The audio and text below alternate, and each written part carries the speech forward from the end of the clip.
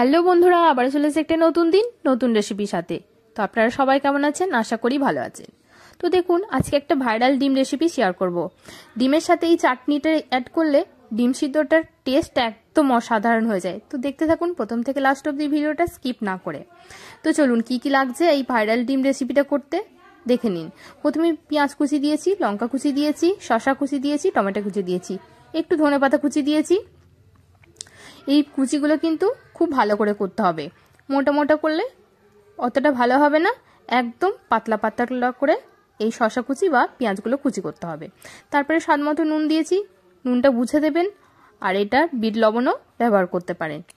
তারপরে দিয়েছি একটু চিলি সস, চিলি সসের জায়গায় আপনারা কাসুন্দিও ব্যবহার করতে পারেন। তারপরে আমার যেহেতু কাসুন্দি ছিল না তাই চিলি সসটা দিয়েছি। তারপরে একটু টমেটো সস দিয়েছি, অবশ্যই কিন্তু টমেটো সসটা দেবেন। আর যদি টমেটো সস নিতান্তই বাড়িতে না থাকে অল্প একটু চিনি মিশিয়ে দেবেন। তারপরে সবগুলো একসাথে ম্যারিনেট করে নিয়েছি, হাত দিয়ে খুব ভালো করে ম্যারিনেটটা করে নেবেন।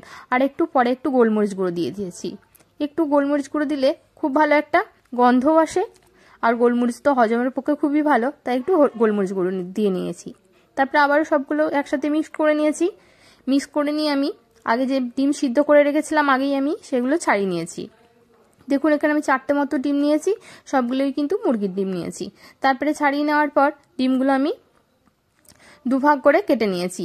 একদম ডিমগুলো কিন্তু একদম কেটে মানে দুভাগ করলে হবে না, অল্প একটু কেটে নেবেন, মাছ থেকে ফাটিয়ে নেবেন।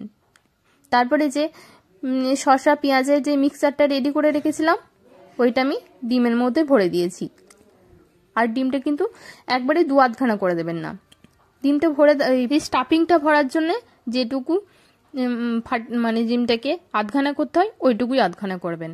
তারপর আমি প্রত্যেকটা ডিম এইভাবে ছুরি দিয়ে কেটে নেওয়ার পর আমি যে ম্যারিনেট করা মিক্সচারটা রেখেছিলাম ওটা ডিমের মধ্যে ভরে দেবো। প্রত্যেকটা ডিমেই কিন্তু ওই ভালোভাবে ভরতে হবে, আর একটু কেয়ারফুলি ভরতে হবে যেন গোটা ডিমটা ফেটে না যায়। আর এটার সাথে আরেকটা জিনিস অ্যাড করব, তা সেটার সাথে কিন্তু এই ভাইরাল ডিমটা দারুণ যাবে। তো দেখুন প্রায় প্রত্যেকটা ডিমের মধ্যে আমার স্টাফিংটা ভরা হয়ে গেছে। তো এরপর আমি সেই মেন ইনগ্রিডিয়েন্টসটা কিন্তু আজকে দেব।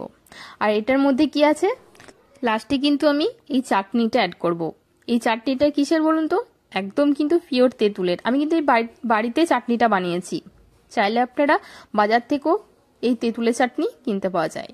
আর অবশ্যই কিন্তু এই চাটনিটা ব্যবহার করবেন। আর এই চাটনিটা দেওয়ার পরে এই ডিম সেদ্ধর মানে টেস্টটা যেন দ্বিগুণ হয়ে যায়। অবশ্যই কিন্তু বাড়িতে একবার ট্রাই করবেন এইভাবে ডিম সিদ্ধ। আর আমাকে কমেন্টে জানাতে কিন্তু ভুলবেন না কেমন হয়েছিল খেতে, দুর্দান্ত খেতে হয়। আর আমার তো দেখেই জিভে জল চলে এলো তেঁতুলের চাটনিটা। আর আমি আর কি তেঁতুলের চাটনি কিন্তু আমি বাড়িতে বানিয়েছি। আর যারা তেঁতুলের চাটনি বাড়িতে না বানাতে জানেন অবশ্যই আমাকে কমেন্টে জানাবেন, আমি নেক্সট ভিডিওতে ওটা দেখিয়ে দেবো। তো যদি আজকের এই ভাইরাল ডিম রেসিপিটা ভালো লেগে থাকে তাহলে অবশ্যই একটা লাইক এবং কমেন্ট করবেন বন্ধুরা। আর যারা এখনই চ্যানেলটিকে সাবস্ক্রাইব করেনি তাদেরকে সাবস্ক্রাইব করার অনুরোধ রইল।